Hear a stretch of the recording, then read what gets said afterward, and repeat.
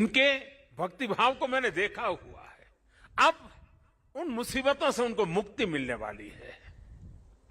साथियों, आज यहां यात्री सेवाओं और सुविधाओं से जुड़ी कई योजनाओं का शिलान्यास भी हुआ है। पर्यटक सुविधा केंद्र का निर्माण हो, यात्रियों की और इस इलाके के लोगों की सुविधा के लिए आधुनिक अस्पताल हो, सारी सुविधाओं वाला अस्पताल हो, रेंट सेंटर हो, ये सभी सुविधा श्रद्धालुओं की सेवा का माध्यम बनेगी। उनके तीर्थाटन को अब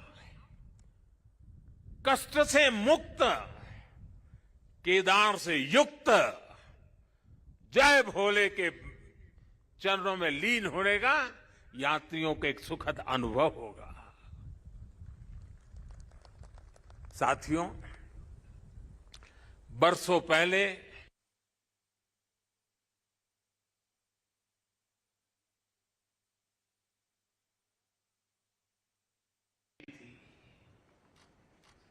जिस तरह का कल्पनीय था,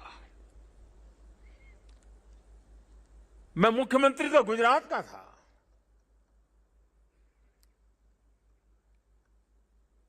लेकिन मैं अपने आप को रोक नहीं पाया था। मैं यहां दौड़ा चला आया था।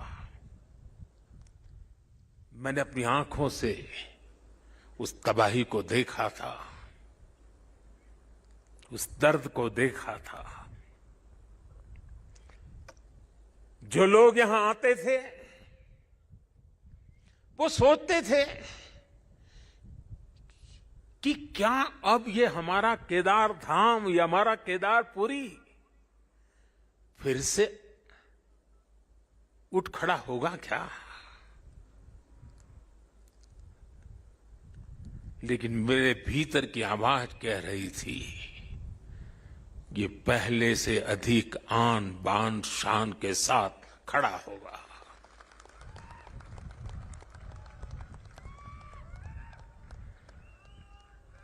और ये मेरा विश्वास बाबा केदार के कारण था, आदि शंकर की साधना के कारण था, ऋषियों मुनियों की तपस्या के कारण था, लेकिन साथ साथ कच्छ के भूकंप के बाद कच्छ को खड़ा करने का मेरे पास अनुभव भी था। और इसलिए मेरा विश्वास था, और आज वो विश्वास अपनी आंखों से साकार हुआ देखना, इससे बड़ा जीवन का क्या संतोष हो सकता है।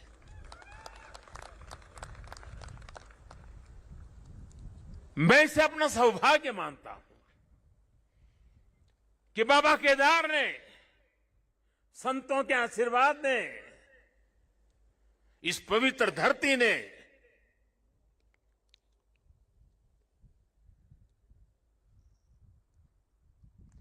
जिस मिट्टी ने, जिसकी हवाओं ने कभी मुझे पाला पोसा था, उसकी सेवा करने का सौभाग्य मिलना, इससे बड़ा जीवन का पुण्य क्या होता है।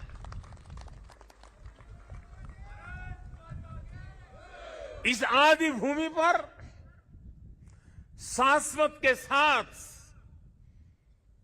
आधुनिकता का ये मेल,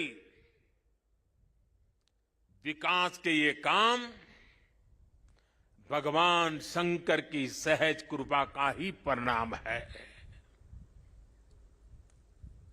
ये ईश्वर नहीं क्रेडिट ले सकता, इंसान क्रेडिट नहीं ले सकता, ईश्वर कृपा ही इसकी हकदार है।